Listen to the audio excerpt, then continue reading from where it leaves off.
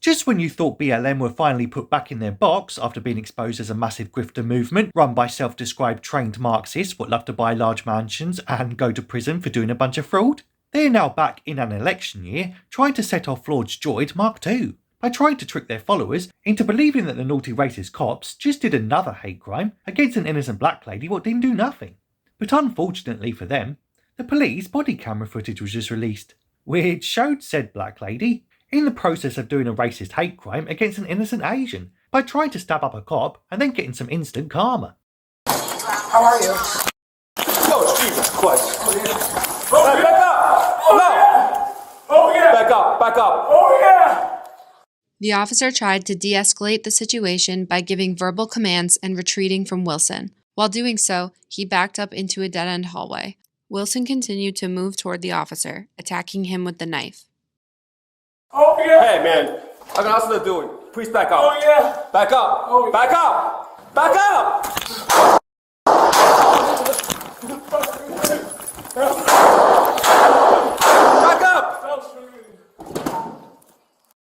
Wilson attacked the officer and continued to assault him, striking him in the head.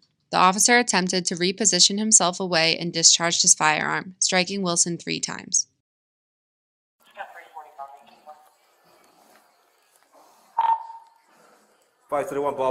Additional officers rendered first aid and administered blood to Wilson until fire and rescue personnel arrived on scene.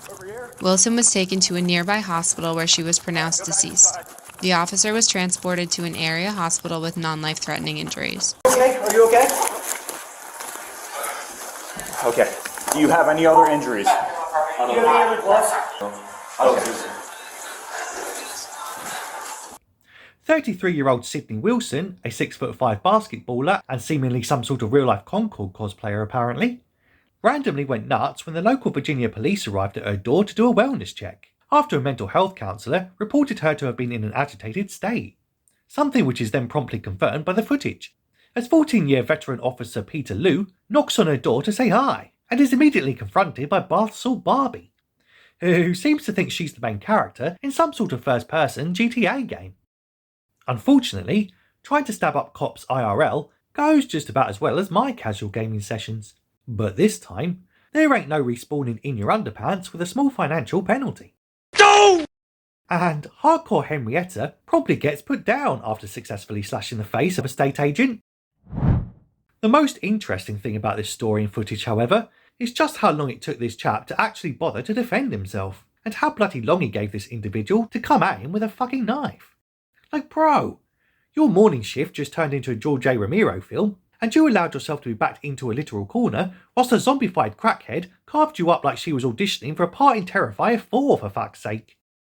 The fact he felt he couldn't end the threat immediately, giving her multiple desperate warnings to stay back and drop the weapon, and thereby displaying far more restraint than anyone would reasonably be expected to in such a situation, is indicative of just how much of a lasting effect BLM's rhetoric has had over society, and law enforcement institutions especially. As of course, the last time a cop had tried to detain a black person in an election year, he ended up as a national hate figure and got locked up in jail for the rest of his life, as did his Asian colleague who was just holding back the crowd. So it's not really a surprise that the potential consequences of any action he takes is going to be flashing through the back of his mind during every second of this event, and which of course is impacting his judgment to such an absurd degree that it takes physical facial lacerations for him to finally take action and enact a bit of self-defense. Kyah, what a wild state of affairs. I mean, is this the social justice you wanted, guys? Imagine if BLM successfully defunded police after the 2020 riots and indeed replaced them with an army of bleeding heart social workers. And most of which are usually tiny females in my experience. They wouldn't have lasted 2 seconds against Choczilla, even if they asked her real nicely to put that bloody steak knife down and stop doing a bunch of bad things already. And the real irony about all this is that she apparently had previously posted about receiving a certification in mental health training earlier this year, writing on Facebook about how proud she was of becoming certified in adult mental health first aid after 8 hours of training and stuff. I'd say she should get a refund, but I'm not quite sure of the economic systems used over in the afterlife, though you can bet whatever they use is worth far more than a fucking US dollar these days under this administration. Anyway, only Elon's life-saving community notes stopped it from taking off as the new BLM con of 2024, as Musk himself called his website's key feature a hoax kryptonite, which it really bloody is. And personally, I never tire of the community team providing real-time debunks of state propaganda and also logical sass.